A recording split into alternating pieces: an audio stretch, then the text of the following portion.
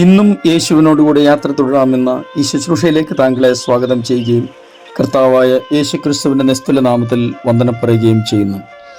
മനുഷ്യ സഹജമായ ഒരു സ്വഭാവമാണ് ഇഷ്ടവും ഇഷ്ടക്കേടുമൊക്കെ. ചിലതിനോടൊക്കെ അമിതമായ ഇഷ്ടവും ചിലതിനോട് അകാരണമായ ഇഷ്ടക്കേടും വെച്ച് പുലർത്തുന്ന എത്രയോ അനുഭവങ്ങൾ ഓരോ മനുഷ്യർക്കുമുണ്ട്. ചില ഇഷ്ടങ്ങൾക്കും ചില ഇഷ്ടക്കേടുകൾക്കും ഒന്നും പ്രത്യേകിച്ച് കാരണമൊന്നും വേണമെന്ന് നിർബന്ധമില്ല. തിരുവചനം പഠിക്കുന്ന ഏതൊരാൾക്കും മനസ്സിലാക്കാൻ കഴിയുന്ന അതിപ്രധാനമായ വസ്തുതകളിൽ ഒന്നാണ് ലോകത്തിൽ ഒന്നിനെയും നമ്മൾ ശത്രുതാ മനോഭാവത്തോടെ കാണരുത് എന്നുള്ളത്. ഇതിന് ഒരു പരിശ്രമം നടത്താം. ഇന്നും നമുക്ക് യേശുവിനോടുകൂടെ യാത്ര തുടരാം. ചില നിമിഷങ്ങളിലെ ധ്യാനത്തിനായി വിശുദ്ധ മത്തായി എഴുതിയ സുവിശേഷം 5-ാം അധ്യായം 44-ാം വാക്യം വായിക്കട്ടെ. ഞാനോ നിങ്ങളോട് പറയുന്നത്, നിങ്ങളുടെ ശത്രുക്കളെ സ്നേഹിപ്പിൻ, നിങ്ങളെ ഉപദ്രവിക്കുന്നവർക്ക് വേണ്ടി പ്രാർത്ഥിപ്പിൻ.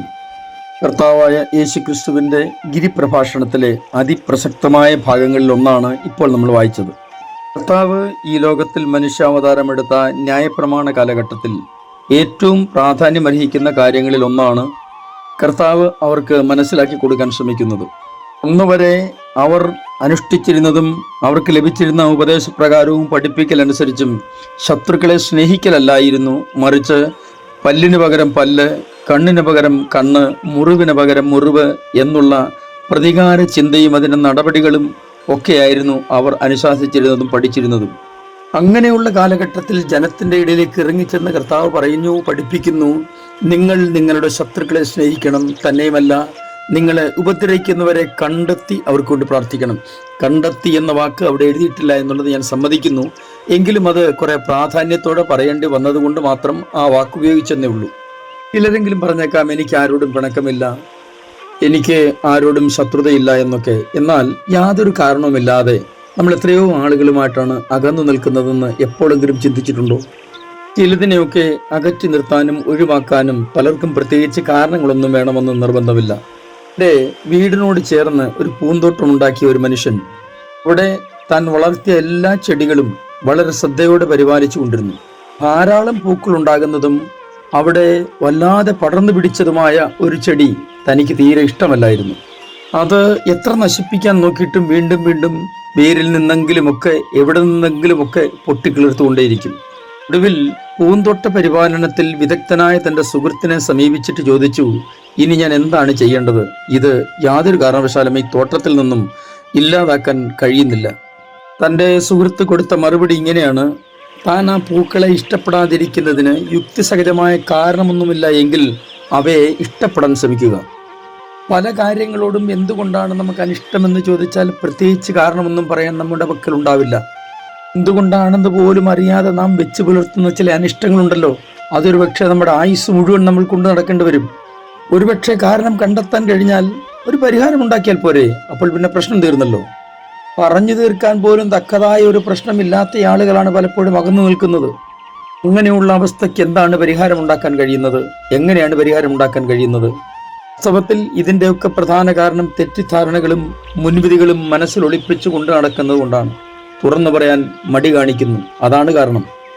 ഇഷ്ടമില്ലാത്തതിനെല്ലാം ഇല്ലാതാക്കുകയാണ് പലരുടെയും ഇഷ്ടം. അങ്ങനെയാണ് അവർ ആത്മസംതൃപ്തി നേടുന്നത്. നമുക്ക് ശത്രുതയ്ക്ക് വേണ്ടി ലോകത്തിൽ ഒന്നും തന്നെ ദൈവം സൃഷ്ടിച്ചിട്ടില്ല. നമുക്ക് മനസ്സിലാകാത്ത മറ്റൊരു കാര്യമുണ്ട്. ലോകത്തിലെ എല്ലാ ജീവികളും അത് ജന്മമെടുക്കുമ്പോൾ തന്നെ അതിൻ്റെ പിന്നിൽ ഒരു ദൈവിക നിയോഗമുണ്ട്.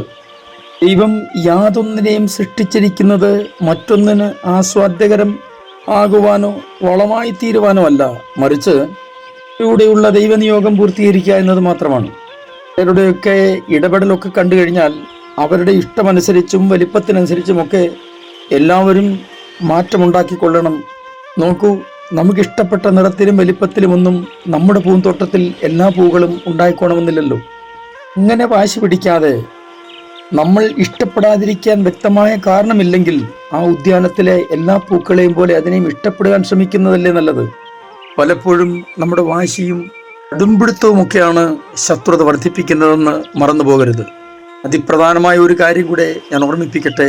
ശത്രുക്കളെ സ്നേഹിക്കുക എന്ന് മാത്രമല്ല, നമ്മളെ ഉപദ്രവിക്കുന്നവർക്ക് വേണ്ടി പ്രാർത്ഥിക്കുവാനും നമ്മൾ കടപ്പെട്ടവരാണെന്ന് മറക്കരുത്.